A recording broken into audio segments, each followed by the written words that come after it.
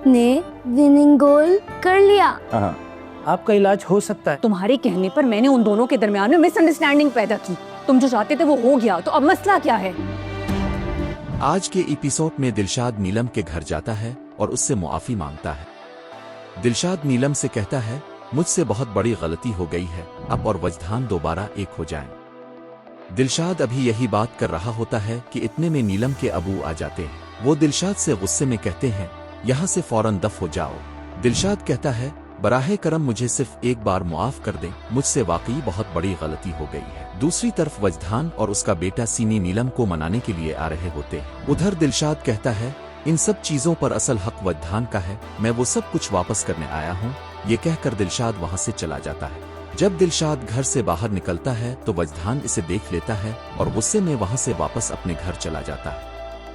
घर जाकर वो उन्हीं बातों के बारे में सोचने लगता है। दूसरी तरफ नीलम भी दिलशाद के बारे में सोच रही होती है। इतने में दिलशाद वजदान के पास पहुंच जाता है। वजदान इससे कहता है, तुम यहाँ क्या कर रहे हो? दिलशाद कहता है, मैं तुमसे मुआफी मांगने आया हूँ, मुझे मुआफ कर दो। ये सुनकर दोनों के दरमियान बहस शुरू हो जाती है। इसी दौरान नीलम इन दोनों की सारी बातें सुन लेती है। नीलम दिलशाद से कहती है, तुम मेरी पहली मोहब्बत थे, मैंने मोहब्बत का आगाज तुमसे ही किया था। फिर वो वजदान से बात करने लगती है। इसी दौरान अचानक दिलशाद चक्कर खाकर गिर जाता है और बेहोश हो जाता है।